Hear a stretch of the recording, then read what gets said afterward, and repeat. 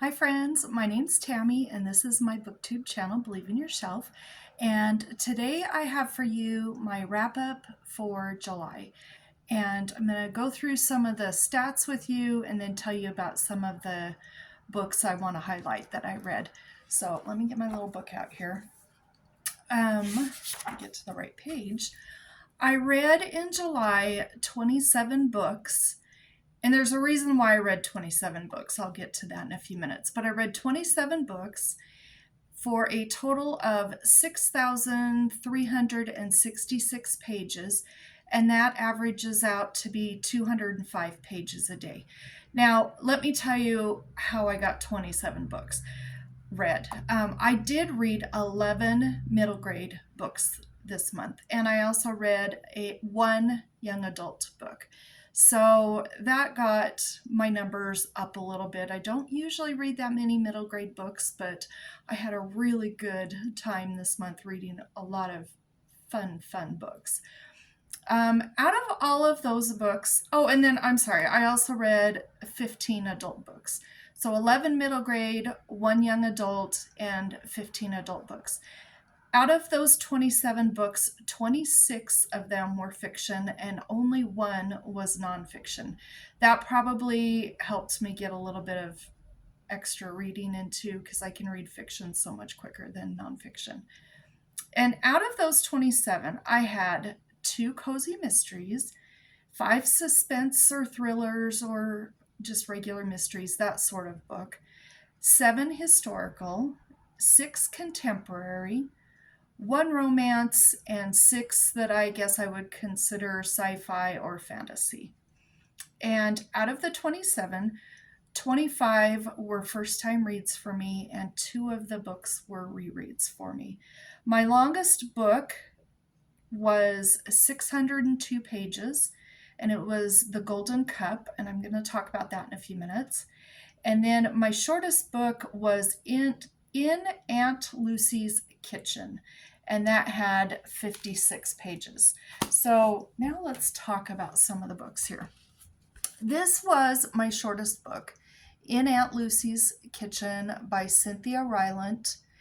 And my girls loved reading this when they were younger. Well, I should say at least my youngest daughter loved reading this when she was young. And so I found one of these at I think it was a little free library or maybe a library book sale or something. I can't remember where I found this.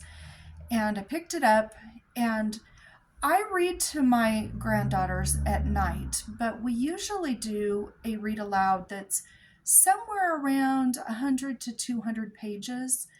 Not too long. I don't want to have them be bored in the book, but usually a longer book. But my granddaughter Charlotte came up to me and she said, I want to choose a book that just you and me read. And I want to snug up to you and I want you to read it to me. So I said, okay, go pick a book. And this is the one she came up with. And this one is it's just darling. Little pictures throughout the book. Pretty easy to get through. Now, I don't usually, well, I never count, just little picture books that I read to the girls. Never count those because we read a million of those. But if it's a book that's over 50 pages, I count it. And because it takes me time, and this did take us a couple of evenings to read, and it takes time out of my reading time, so I always count the books that are a little bit bigger. So this was my shortest book, and it was so much fun because she enjoyed it. We loved the pictures, the illustrations, the stories are fun. This is in a series. What it is it's two sisters and a cousin, and they are staying with their Aunt Lucy, and they just get up to all sorts of shenanigans. Now, these girls are well-behaved girls. They're not sassy and mouthy, and so I really like the content in these books, but they always have a fun time, and they decide they're going to bake some goods and sell them around the neighborhood. And I also had fun because this reminded me of when my youngest daughter, Kayla, who is actually 24, She used to read these when she was a kid. So I wanted to talk about that. If you have grandkids, especially granddaughters or grandsons who love to cook, these are really good. And they're not very long. They, like I said, they have cute little illustrations. All right, my longest book that I read with Nadine, and I'm sure you've seen her around on BookTube. She leaves comments on so many people's channels, and she's so nice. And we decided to start the Evergreen series. Well, we decided to start reading Evergreen, and we loved it so much that we decided we had to read the whole series. And I think there's 5 books in it. And I think this was book 2. We're getting ready to start book 3 for August. And this is The Golden Cup by Belva Plain. This one I think was 602 pages, I said. And we are loving this so much. This is such a great epic family saga. And it just continues on with the family members. And we can't wait to get started on the next one. This one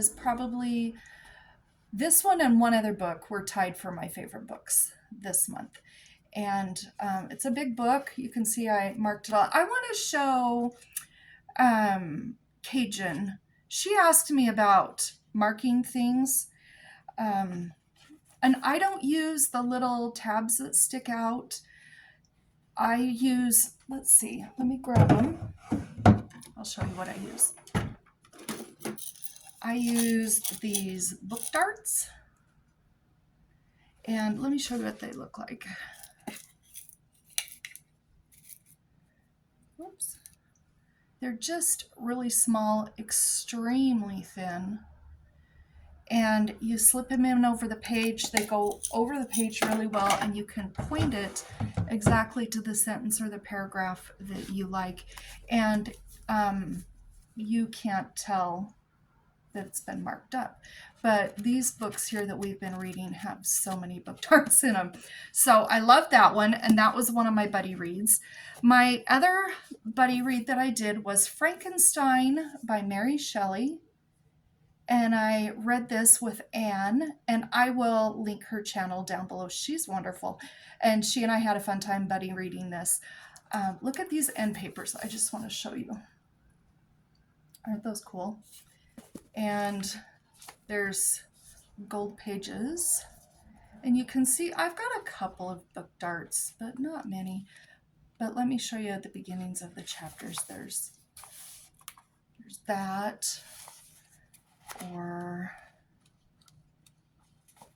there's this house.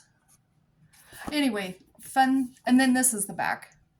But we buddy read this, and we both really enjoyed it. I think Anne rated it a 4, and I really loved it. I don't rate books, but if I did, I'd probably give it like a 4.5. It's not my favorite book in the whole world, but I really, really enjoyed it. And this was a reread, but I've read this so long ago that I couldn't remember anything about it. And so this was a lot of fun to read this with her. The other book that ties with The Golden Cup for my favorite book of the month is one my husband picked out for me, and I can link that video down below if you didn't see that. But we went to Barnes & Noble, and he went and picked out some books for me. Most of them were cover buys, kind of in the areas of the store that he knows where I like to shop and get books. But this one here was not a cover buy. He read the back of the book and he thought it looked good. And it's called Max. And it says Max, Best Friend, Hero, Marine, and it is written by Jennifer Shotz, Shotz. And I always list my books down in the information box that I read. This book, if you guys like animal books, oh, this was a good one. We're following Justin, and he's a young boy, maybe around 12 or so. And his older brother, Kyle, trained this dog in Afghanistan, and he was his kind of partner, I guess you could say. And Justin died in Afghanistan, and Max got kind of out of control. He was really upset, and he had PTSD from all the noise and everything. And they brought him back, and they decided, well, some of the, I think they were Marines. Yeah, Marines came to Justin's funeral, and they brought the dog too. And he even knew that was his. He knew that was Justin in his at the funeral. Let's just leave it at that. Anyway, but he goes out of control a little bit, and they decide they're going to have to put him down because he is mean and upset and angry and confused. And the family, Justin's family, Kyle and Justin's parents, take Max in, and Kyle is in charge of Max. And this takes place over several months, a couple of months maybe, and this was so good. Oh, there was some intrigue in here, and the story between the boy and this dog was wonderful. My mom and dad both listened to this on Libby after I read it because I raved about it so much, and they enjoyed it a lot too. I have to say, this one and The Golden Cup are tied for first with probably one other book, and that was called Heroic Measures. And I think it's by Jill Ciment, Ciment. And that's one of the books my mom talked about in the video where we recommended books to the Golden Girls, and she recommended it for Rose, and that was an excellent book too. I can link that down below if you want to go hear about what that book was about. My mom did a really good job describing that book. So there's that one. Okay, my most nostalgic book. I have two. My Trixie Beldens. Sonia from Sonia with an I sent these to me, and Trixie Belden as a series was my very favorite series as a kid. There were so many books, and I had so many of them. I didn't remember anything about either one of these books, and I loved these books. They were very nostalgic for me. My favorite cozy mystery? Well, I read Pico Most Poison by Laura Childs, and I really liked that one too, but I don't have it anymore. I got it in a little free library, and I'm not planning on collecting those books because there's so many in the series. So after I finished it, it left my home. But the other one, and I loved it, but the other one that I loved also was Brie, Careful What You Wish For. And this is a grilled cheese mystery by Linda Reilly. And this is book 4 or 5. I don't know. We're getting into the series. I guess this is book 4. And Carly, she runs a sandwich shop, a grilled cheese sandwich shop. And she's got some great employees that work for her. And I don't want to get into this too much because we're getting further into the series, and I don't want to give any spoilers. But if you like this series and you like Linda Reilly, oh, pick this one up. It won't disappoint you. You'll love it. And okay, I have a surprise book that I was surprised how much I liked it. I picked this one up also in either a free little library or library book sale. I don't remember, or even a thrift store. But this is by Birney, and it's called The 7 Wonders of Sassafras Springs.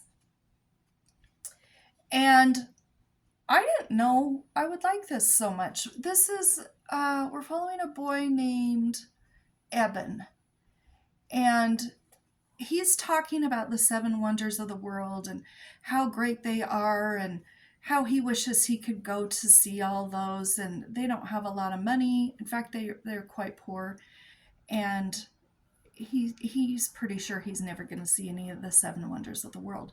And his pa says, of course, he doesn't ever travel either because they don't have any money, but they have family in Colorado, and his dad tells him there are wonders of the world everywhere. Everywhere you look, there's wonders of the world. There's amazing stories, amazing things to see.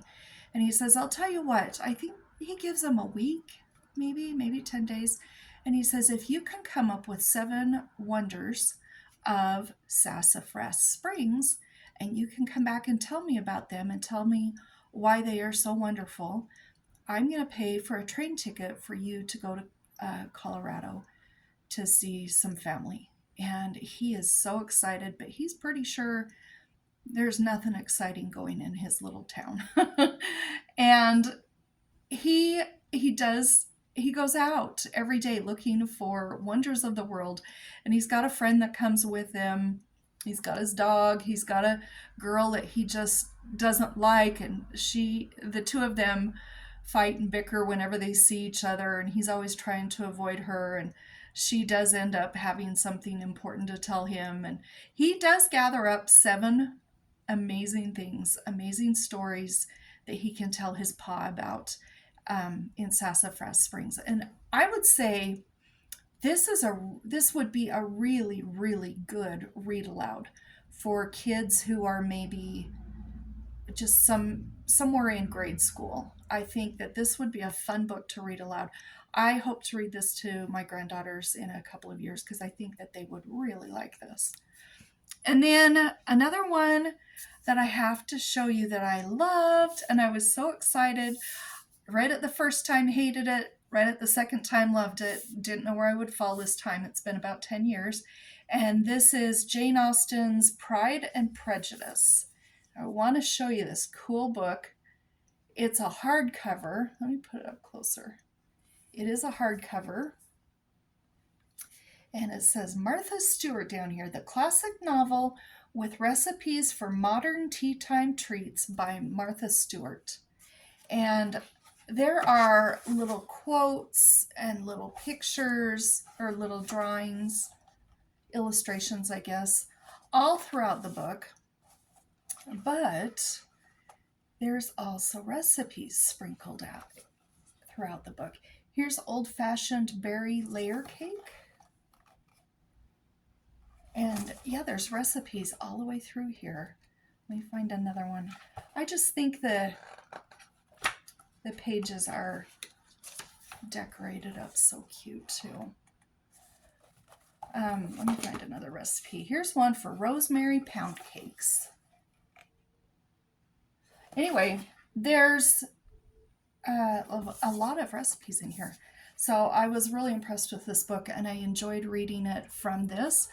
It was just fun to read it in this format, and I really enjoyed it. So I wanted to tell you about that. Let me tell you who this is published by, in case you're interested. Look at that. Look at that table of contents. Isn't that amazing? Just got to show you a few more pictures in here. Let me see if I can find who the publisher is for you real quick. It's by Puffin Books, and this was, the food artwork was copyrighted in 2018. The photographs were 2018. And the book, oh shoot, I don't know. There's so many dates in here. Some of the, anyway, there's, you can see, there's so many dates. So I don't know when this one here was actually published, but it's a fairly recent book.